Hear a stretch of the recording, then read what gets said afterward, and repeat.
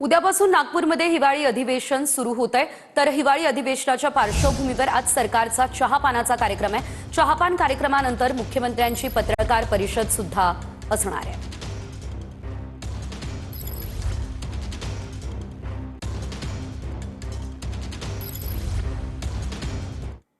मात्र सरकारच्या चहापानावर विरोधकांनी बहिष्कार टाकला। भास्कर जाधव यांनी ही माहिती दिली। हिवाळी अधिवेशन यंदाचं वादळी ठरणार आहे। 11 विधेयकांमुळे हिवाळी अधिवेशन गाजणार असल्याची माहिती मिळते। उद्यापासून हिवाळी अधिवेशन सुरू होत आहे। आज चहापानाचा कार्यक्रम आहे। मात्र या चहापानाच्या कार्यक्रमावर बहिष्कार विरोधकांनी टाकलेला आहे। हिवाळी अधिवेशन वादळी ठरणार। अधिवेशनात शेतकरी प्रश्न केंद्रस्थानी राहण्याची शक्यता। शेतकरी कर्जमाफी, तपोवनमधील वृक्षतोड, पार्थ पवार यांच्या भूखंड प्रकरणावरून विरोधक सरकारला घेण्याची शक्यता। डॉक्टर संपदा मुंडे आत्महत्या प्रकरण, कायदा सुव्यवस्था, स्थानिक स्वराज्य संस्थांच्या निवडणुकांचा घोळ यावरही विरोधक आक्रमक होण्याची शक्यता। दोन्ही सभागृहांना सध्या विरोधी पक्षनेता नाही, अशी अभूतपूर्व परिस्थिती अलीकडच्या काळात प्रथमच निर्माण। विधानसभा विरोधी पक्षनेते पदासाठी भास्कर जाधव तर विधान परिषदेसाठी सतेज पाटील यांचं नाव विरोधकांकडून निश्चित। आणि विधान परिषदेचे सभापती मान्यता देणार का याकडेही लक्ष।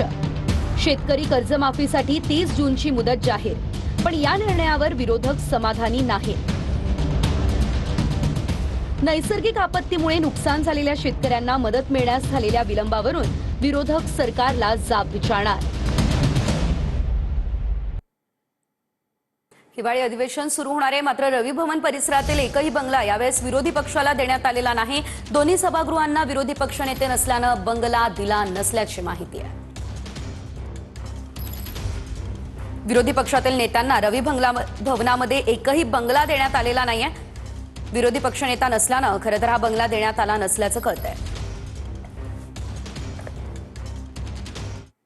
विरोधकांची पत्रकार परिषद विधान भवनातील काँग्रेसच्या कार्यालयामध्ये होणार असल्याची माहिती आहे। विरोधी पक्षाला कार्यालय दिलं नाही, त्यामुळे हा निर्णय आता घेण्यात आलाय। विधिमंडळातील दोन्ही सभागृहांमध्ये विरोधी पक्षनेतेपद नसल्यानं हा निर्णय घेण्यात आलेला आहे।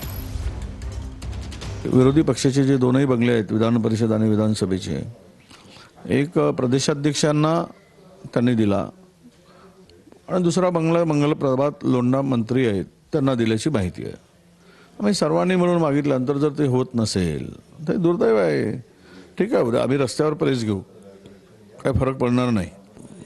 शेवट लोकशाहीमध्ये दोन बाजू असतात, ती साधी बूज जर यांना नसेल तर ते दुर्दैव आहे।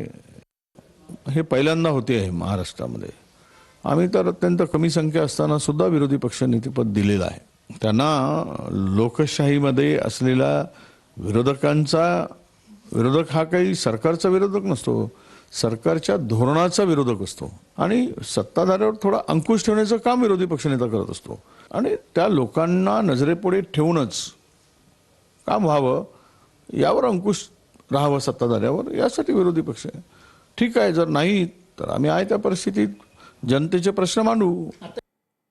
एक ब्रेकिंग न्यूज अगदी थोड्याच वेळात नागपूरमध्ये विरोधी पक्षाच्या नेत्यांची बैठक आहे। भास्कर जाधव विरोधी पक्षाच्या बैठकीसाठी दाखल झालेत। इतर विरोधी पक्षातील एकही नेता मात्र अद्याप बैठकीसाठी दाखल झालेला नाही। आमच्यात संवादाची कमी, विरोधी पक्षातील एका नेत्यानं खंत व्यक्त केलेली आहे।